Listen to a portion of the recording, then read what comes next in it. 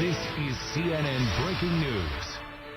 Welcome back, everyone. We are covering this hearing in Washington. You are looking right now at General Keith Alexander. He is the chief of the NSA. He is answering questions about the surveillance program right now and also questions about Edward Snowden. He is the contractor who leaked so much of the information that we're now discussing nearly every minute of every day. Let's listen. We are working through our system. Director Clapper has asked us to do that and providing that feedback to the rest of the community. Okay, thank you. Now you're back. Thank you, Mr. Chairman, and thank you all for being here and for making some additional information available to the public. I know it's frustrating for you as it is for us to have these targeted narrow leaks and not be able to talk about the bigger picture.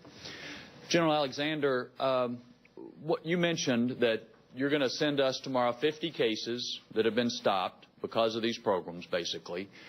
4 have been made public to this point, and I think there are 2 new ones that you are talking about today. But I would invite you to explain to us both of those 2 new cases, Moelin and the Operation Wi-Fi case.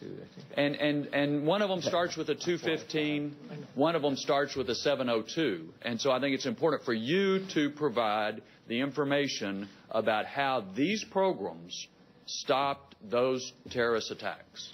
Okay, I'm going to defer this because the actual guys who actually do all the work when we provide it is the FBI and get it exactly right. I'm going to have Sean do that. Go ahead, Sean.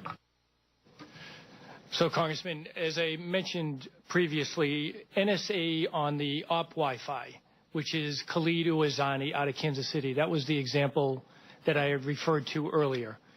NSA, utilizing 702 authority, identified an extremist located in Yemen. This extremist located in Yemen was talking with an individual located inside the United States in Kansas City, Missouri. That individual was identified as Khalid Ouazani. The FBI immediately served legal process to fully identify Ouazani.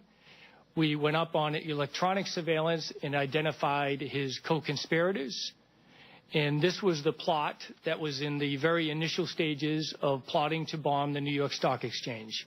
We were able to disrupt the plot. We were able to lure some individuals to the United States, and we were able to effect their arrest. And they were convicted for this terrorist activity. Okay, just so on that plot, it was under the 702, which is targeted against foreigners, that some communication from this person in Yemen back to the United States was picked up, and then they turned it over to you at the FBI to serve legal process on this person in the United States. That is absolutely correct. And if you recall, under 702, it has to be a non-U.S. person outside the United States, and then also one of the criteria is linked to terrorism. Okay. Would you say that this their intention to blow up the New York Stock Exchange was a serious plot? Or is this something that they kind of dreamed about, you know, talking among their buddies? I think the jury considered it serious since they were all convicted. Okay. And what about the other plot, October 2007, that started, I think, with a 215? I refer to that plot. It was a investigation after 9/11 that the FBI conducted. We conducted that investigation and did not find any connection to terrorist activity. Several years later, under the 215 business record provision, the NSA provided us a telephone number only in San Diego that had indirect contact with an extremist outside the United States. We served legal process to identify who was the subscriber to this telephone number. We identified that individual. We were able to, under further investigation and electronic surveillance that we applied specifically for this U.S. person with the FISA court, we were able to identify co-conspirators, and we were able to disrupt this terrorist activity. I'm sorry, repeat for me again what they were plotting to do. It was actually, he was providing financial support to an overseas terrorist group that was a designated terrorist group by the United States. But there was some connection to suicide bombings that they were talking about, correct?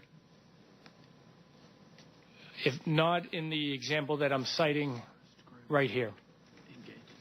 Oh, I'm sorry, the group in Somalia to which he was financing, that's what they do. That's what they do in Somalia, correct? That is correct. And as you know, as part of our classified hearings regarding the American presence in that area of the world. Okay. Thank you, Chairman. If I could, Congressman, just hit a couple key points. It's over 50 cases. And the reason I'm not giving a specific numbers, we want the rest of the community to actually beat those up and make sure that everything we have there is exactly right. I'd give you the number 50X.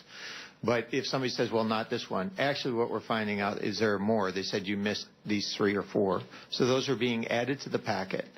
On the top of that packet, we'll have a summary of all of these, the listing of those. I believe those numbers are things that we can make public, that you can use, that we can use. And we'll try to give you the numbers that apply to Europe as well as those that had a nexus in the United States. The issue in terms of releasing more on the specific overseas cases is that it's our concern that in some of those now going into further details of exactly what we did and how we did it may prevent us from disrupting a future plot. So that's something that's work in progress. Our intent is to get that to the committee tomorrow for both intel committees, for the Senate and the House.